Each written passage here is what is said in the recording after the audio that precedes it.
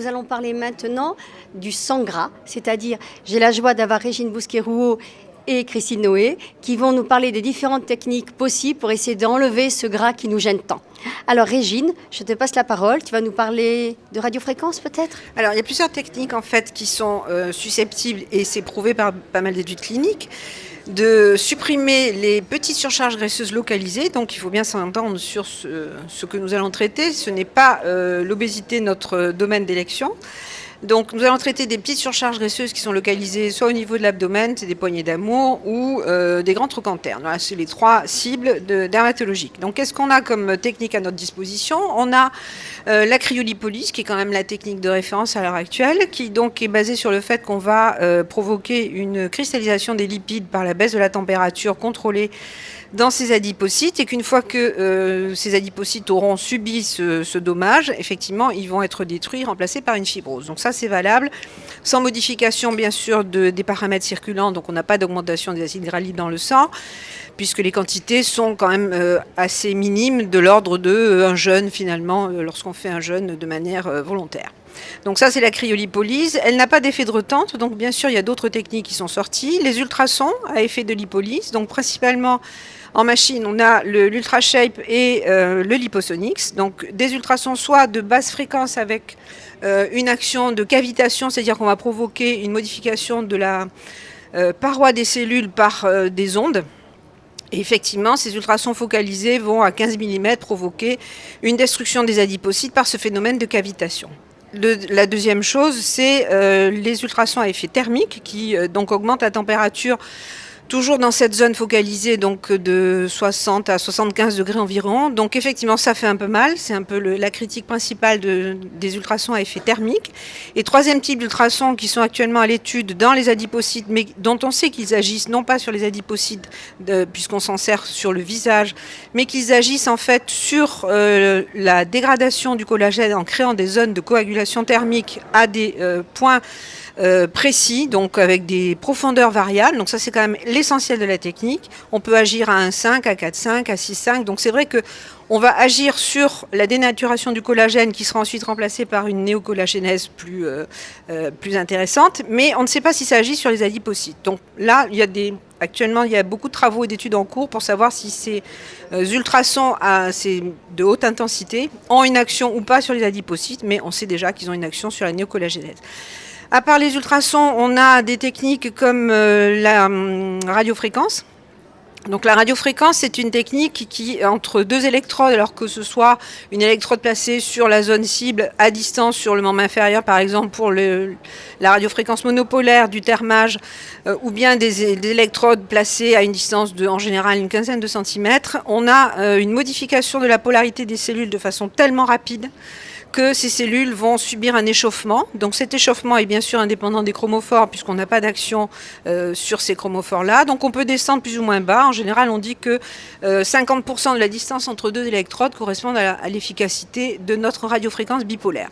Alors le monopolaire versus le bipolaire, qu'est-ce que ça fait ? En fait, on sait que le fait de modifier la température dans les adipocytes, on va provoquer une purge des adipocytes. Il y a actuellement une controverse qui n'est pas encore levée, c'est à savoir soit on purge ces adipocytes parce qu'on crée ce phénomène d'électroporation en augmentant la température et en modifiant la structure de la membrane cellulaire, soit on va vraiment provoquer une destruction, mais bon, ça c'est encore soumis à étude. Voilà. Je vais passer la parole à Christine qui va nous parler, elle, du ni chaud ni froid. Oui, c'est ça. Donc, on va parler de la photobiomodulation en matière des amas graisseux. Donc, c'est une technique qui fait appel au laser de basse énergie. On utilise en général du rouge et c'est une technique qui est particulièrement intéressante parce que par rapport à la cryolipo, où on a quand même si c'est rarissime, un effet secondaire potentiel qui est donc une hyperplasie paradoxale et qui apparaît a priori d'après la littérature dans 5 cas sur 1000. et donc qui peut être vraiment très gênant parce que le seul recours c'est la lipoaspiration après, ce que ne désiraient pas les patients au départ. Et puis quand même la cryolipolyse, sans être excessivement douloureuse, est parfois pénible et peut s'accompagner de malaises vagaux notamment. Donc la photobiomodulation est une technique beaucoup plus soft. Au niveau effets secondaires, il n'y en a pas. L'intérêt aussi de cette technique par rapport au reste, c'est que les résultats sont immédiats. C'est-à-dire qu'on mesure le patient avant et on mesure après, et il y a une perte de circonférence qui, selon les zones, peut varier de 1 cm à 0,5 cm à plus de 5 cm, par exemple pour le tour de taille. Alors c'est toujours pareil, comme pour toutes les techniques, il y a des bons et des mauvais répondeurs. Je dirais que les bons répondeurs représentent à peu près 80% des cas, ce qui est quand même assez intéressant. Bon, maintenant j'ai un peu de recul sur cette machine. Je dois dire que même en étant très fan de la photobiomodulation, j'étais très sceptique au départ, et donc j'ai vraiment été séduit par cet appareil. On fait autant de séances qu'on veut, entre guillemets. On nous le conseillait pour 8 à 10 séances. En fait, au bout de 3-4 séances, souvent, on a une bonne stabilisation. Et donc on n'a pas besoin d'en faire beaucoup plus. En ce qui concerne donc les indications, bon, c'est de toute façon, c'est pareil, hein, il ne faut pas que les patients soient obèses, il faut que le poids soit stable, mais ça c'est le cas pour toutes les techniques. Hein. Il est bien évident que si on fait la cryolipolyse qui va détruire des cellules adipeuses, on va, si on ne fait pas attention après, remplir ce qui reste et puis rebooster les cellules souches. Dans le cas de la photobiomodulation, donc on agit probablement par 2 biais. Il semblerait qu'il y ait une poration au niveau des adipocytes, donc une évacuation en fait de la masse graisseuse de l'adipocyte. On l'évacue simplement. Il y a probablement un effet de drainage, parce que donc la première hypothèse de poration avait été mise en évidence par Neira dans les années 2000-2002, mais avec des très belles images, dont certains ont dit qu'il s'agissait en fait simplement d'images artefactuelles. Donc là, ce qui serait intéressant effectivement, c'est de faire des études qui puissent comparer à la fois les effets donc de la photobiomodulation sur les amas graisseux, également la cryolipolyse pour vraiment pouvoir documenter, savoir exactement ce qu'on fait. Alors j'ai quelques petites questions. D'abord, est-ce que vous associez ces différentes techniques sur le même patient? Est-ce que vous le faites sur tout type de peau? Et est-ce que vous associez par exemple des massages, des drainages, des boissons particulières, etc. à l'origine? Alors la première chose à faire, c'est d'abord d'avoir des mesures hygiéno-diététiques normales. Donc c'est pas un régime à vie, c'est une hygiène à vie.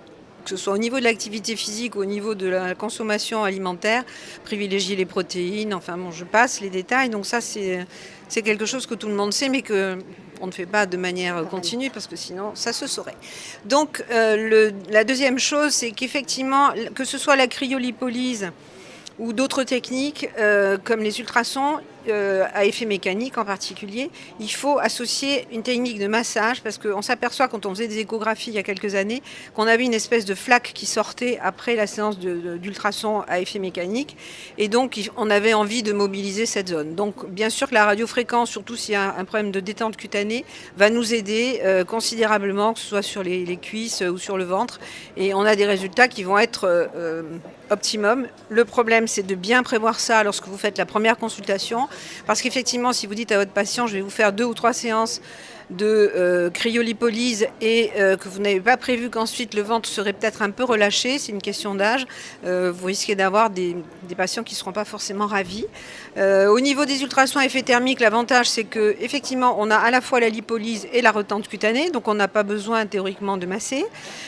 Sur les ultrasons à effet thermique pur, donc les machines comme l'Ultera, actuellement, on n'a pas assez de recul pour savoir s'il faut masser ou pas masser, puisque c'est une nécrose de coagulation. On ne sait pas s'il s'agit vraiment sur les adipocytes.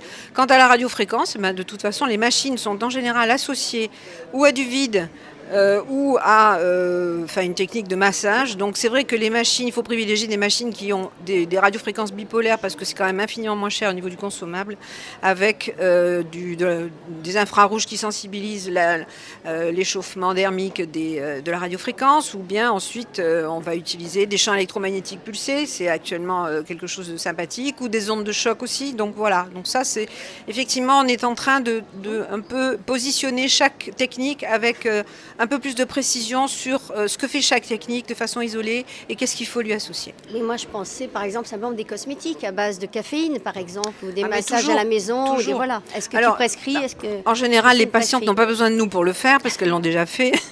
Donc, elles connaissent toute la panoplie. J'étais il y a quelques jours à Toulouse où il y avait une nutritionniste qui nous a expliqué qu'effectivement, il y avait des compléments alimentaires qui sont très intéressants, donc qui associent alors du jus de melon, c'est très efficace. Donc, le problème du melon, quand vous en mangez trop, c'est quand même les calories. Donc, il y a des spécialités maintenant qui sont ciblées cellulite. Alors, est-ce que on a du recul des études?